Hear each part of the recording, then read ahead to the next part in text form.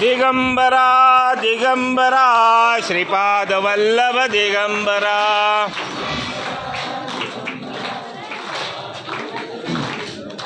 दिगंबरा दिगंबरा श्रीपाद वल्लभ दिगंबरा।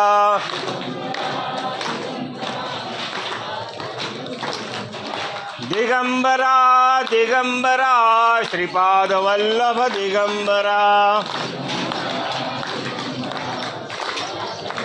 दिगंबरा दिगंबरा श्रीपाद वल्लभ दिगंबरा।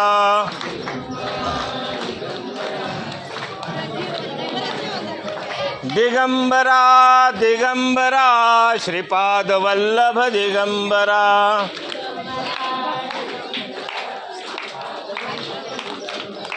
दिगंबरा दिगंबरा श्रीपाद वल्लभ दिगंबरा।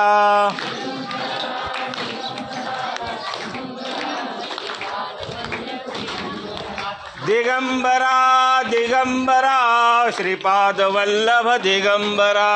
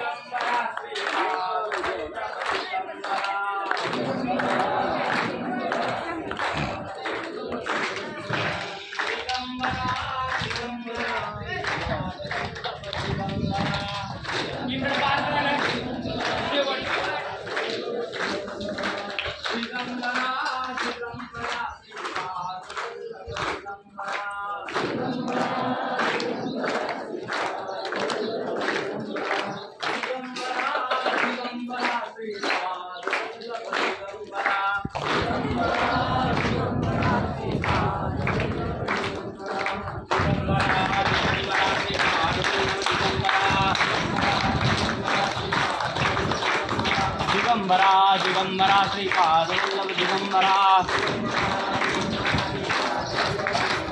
कुंडलिकावर जाण विठ्ठल श्री ज्ञानदेव पंढरीनाथ भगवान की, संत कुर्मदास महाराज की, अवधूत चिंतन।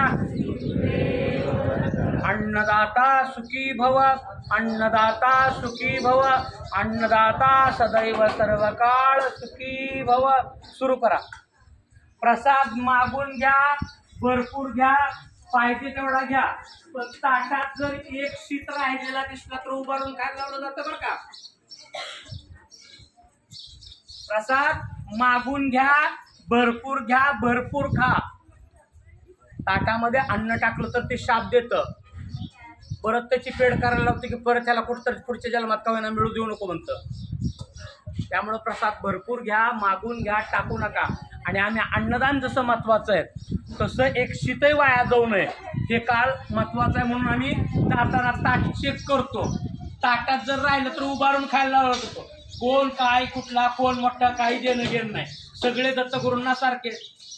मोठं तुम्ही तुमच्या घरी, इथं आलं की काय करायचं, देवाच्या आपण अन्नछत्राला जेवतोय त्यामुळे सगळे मला सारखे, कुणीही एक शीट टाकणार नाही। आपल्याला जर अशी गोड अन्नदान सेवा करायची असेल तर आपण वाढदिवसानिमित्त करू शकतो, पुण्यतिथीनिमित्त करू शकतो।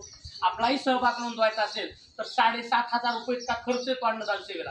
प्रत्येक गुरुवार, अमावस्या, पौर्णिमा अन्नदान सेवा, तसं प्रश्न बघण्याचे कार्य असतात, त्यावेळेला हे अन्नदान सेवा केली जाते पहिल्यांदा। जर आपल्यालाही सहभाग नोंदवायचा असेल तर आपण अवश्य सहभाग नोंदवा।